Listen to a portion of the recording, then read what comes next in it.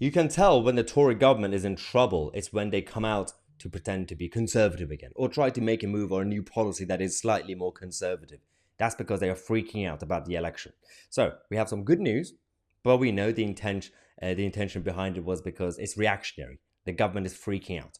Rishi Sunak, this is the Sun, Harry Cole from the Sun, and Natasha Clark said that schools to be banned from letting kids change their gender if their parents oppose it, in new guidance from Rishi Sunak and Number 10.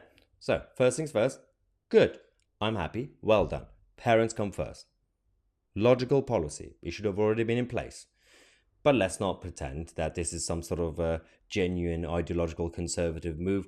This is simply because of all the recent stuff that's been happening to the government, and Rishi Sunak wants to be seen as a little bit more conservative. Not that he is fully woke. I'm not claiming that Rishi Sunak is fully woke, but he's been complacent. These guys are not true conservatives. They are the new liberal Tories. We get it. There's nothing wrong with it. At least be honest with the public. Anyway, schools are going to be banned from letting kids change their gender. So all these woke teachers. We've also, over the last day or two, we've had videos from certain schools or audio clips of teachers cancelling kids, their own kids in schools because they've been challenging the woke ideology and the woke mob.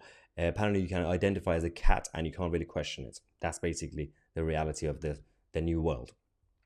And children who want to be called by another pronoun will not be able to take part in competitive sport under new government policy as well, which is great. So it's not just about schools, but it's also about the pronoun nonsense. And I've got a graphic of Rishi Sunak education. So you've got the bullet points. It's quite interesting. Schools to be banned from basically changing kids' gender without getting the parents to consent. Competitive sports will be protected. Teachers must tell parents that their child is questioning their gender. They have to report it back to the parents. And no new preferred pronouns. You know, you can't just create your own pronouns. You can't do that. It makes no sense. Kids and teachers don't have to call another pupil by their preferred pronouns. Well, this is exactly against the policy in Canada. For those of you who know and remember, Jordan Peterson got famous because obviously he was a lecturer, he was a professor, and he was in colleges and universities.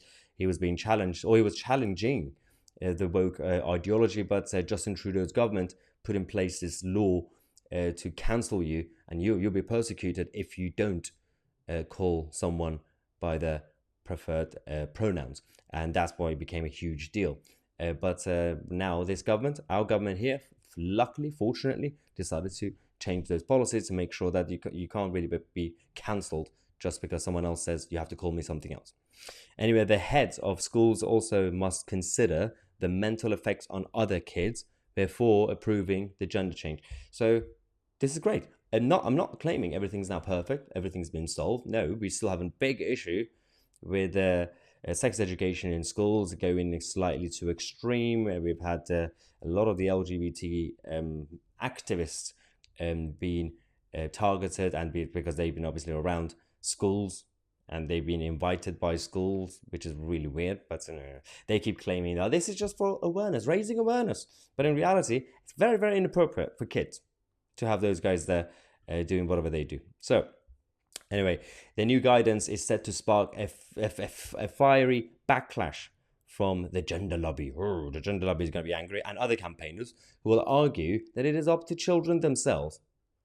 No, it's up to the parents. There's a reason children are children. They're underage, legally speaking. And that's why parents have to have the right.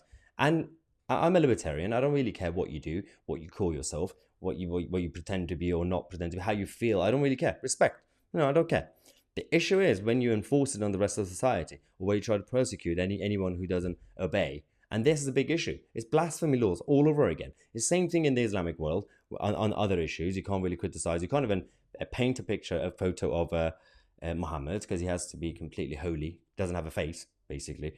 And now we have the same problem. As I said, individual liberties, individual rights. Do whatever you want. You could be whatever you want. But first, you don't have to go around enforcing on the rest of society and changing policies that affect everybody else. But also, you can't really force everybody else to go along with it. They're spreading it like an infection, like a virus, and everybody has to become part of the community. That's the problem. They are cancelling white straight men. And that, I mean, and obviously women were cancelled 2 weeks ago. Women are already cancelled. So the little bit of victory that the first and second wave feminism achieved, all that's gone now. Anyway, the schools, they will not be able to use the child's new preferred pronouns until the parents give consent. But that's the whole point of it. It's the same with when they do the registrations for the kids in schools. The parents will fill out the form because the parents are the guardians, legal guardians, and that's the whole point of it. So obviously they should have already been in place. It's just complete lunacy that we had to wait until now. Anyway, the government said, they told the Sun, parents have got to be kept in the know about their child while they are at school and be consulted when sensitive matters arise. Cool. If the child expresses a desire to transition, for example, it's vitally important that parents are made aware and have a say. Fair enough.